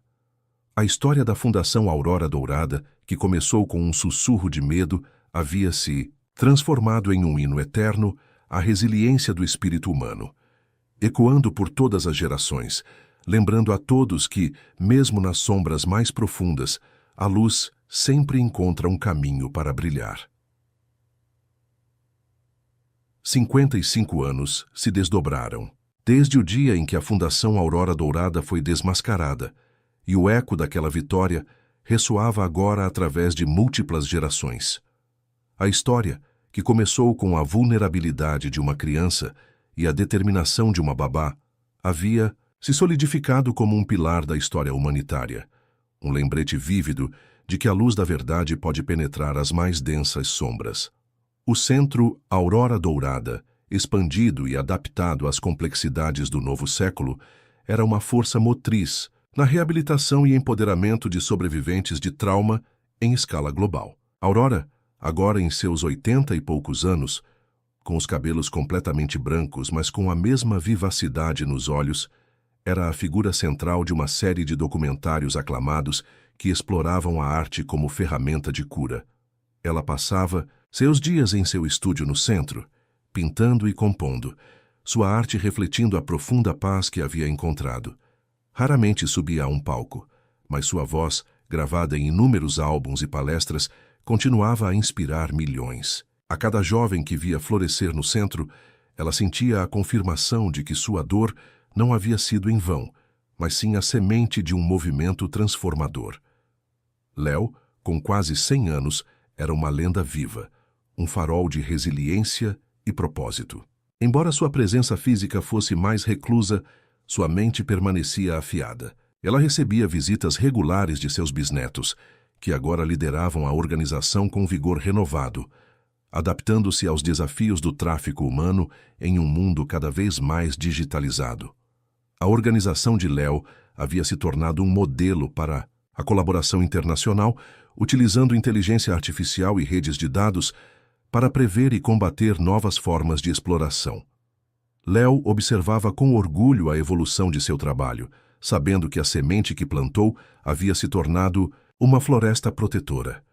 A casa de Dona Lúcia, o museu e centro de estudos, era um local de peregrinação para estudantes e ativistas de todo o mundo. O jardim, cuidado com devoção por voluntários, continuava a florescer em todas as estações, um símbolo da vida que persiste e da esperança que se renova.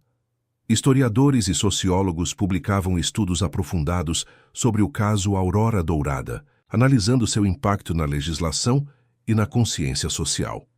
Clara, a terapeuta, era lembrada com carinho e reverência. Suas teorias e práticas eram ensinadas em universidades e replicadas em centros de trauma por todo o globo, garantindo que sua abordagem compassiva e eficaz continuasse a guiar o caminho da cura. Os nomes dos perpetradores da Fundação Aurora Dourada eram meras notas de rodapé em livros de história criminal, seus legados de maldade completamente ofuscados pela luz da justiça e da compaixão que emergiu de suas ruínas. Em um dia tranquilo, Aurora e Léo se encontraram no jardim de Dona Lúcia, um lugar que testemunhou tanto sofrimento quanto triunfo. Léo, em sua cadeira de rodas, segurava a mão de Aurora. Os bisnetos de Léo brincavam no gramado, suas risadas preenchendo o ar. "Olhe para eles, Aurora", disse Léo, sua voz fraca, mas carregada de emoção. "Eles são o nosso futuro. Eles são a prova de que a luz que acendemos jamais se apagará." Aurora sorriu, seus olhos marejados. "Sim, Léo, e essa luz é mais brilhante do que nunca." A história da Fundação Aurora Dourada, que começou com um pesadelo, havia se transformado em um legado eterno de resiliência e esperança. Era a prova de que a coragem de poucos pode mudar o destino de muitos, e que a luz da verdade e da compaixão, uma vez acesa, brilha eternamente, guiando as gerações futuras rumo a um mundo mais justo, seguro e humano, onde a vigilância é uma promessa e a esperança uma realidade.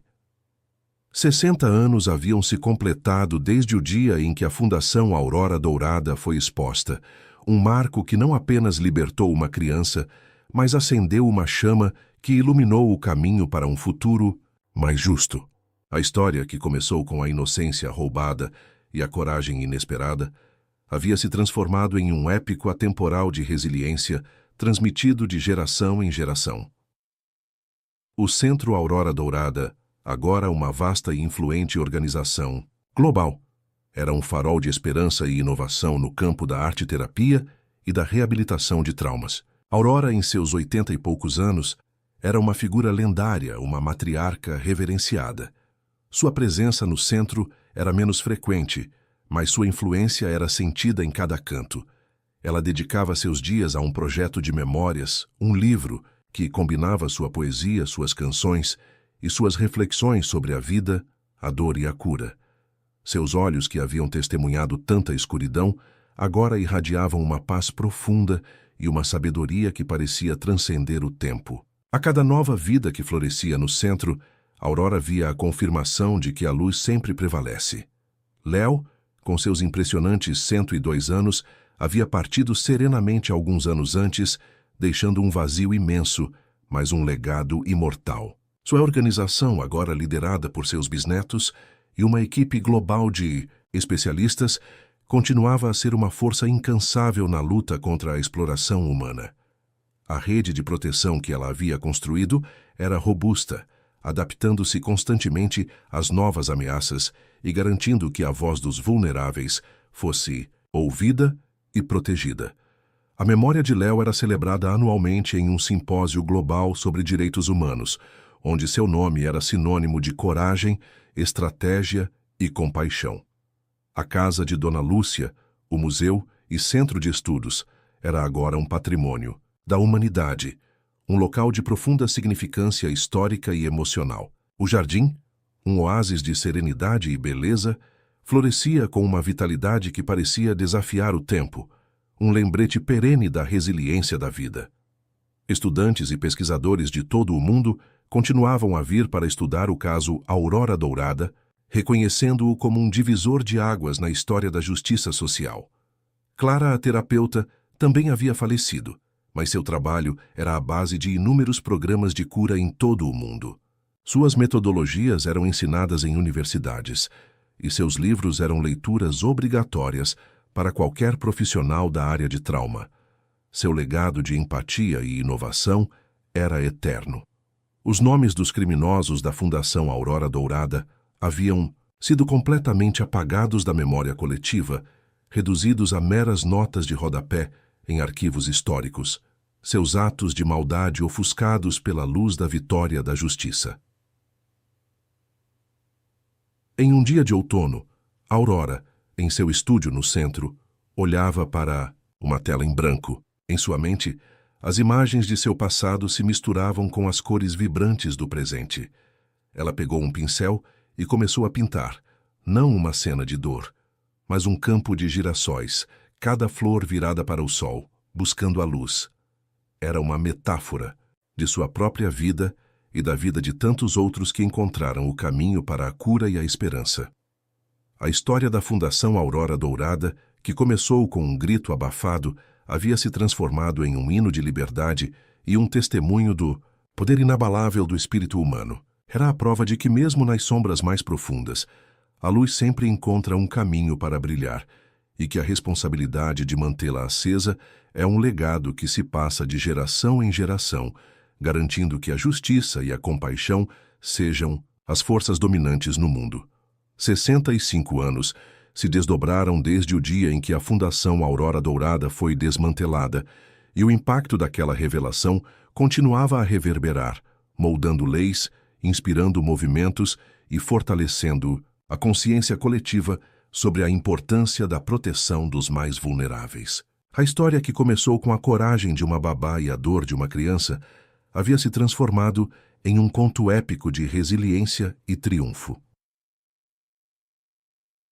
O Centro Aurora Dourada, agora uma instituição globalmente reconhecida, com programas inovadores e parcerias internacionais, era um farol de esperança e um modelo de cura baseada na arte. Aurora, em seus 90 e poucos anos, era uma figura quase mítica, mas ainda muito real para aqueles que a conheciam.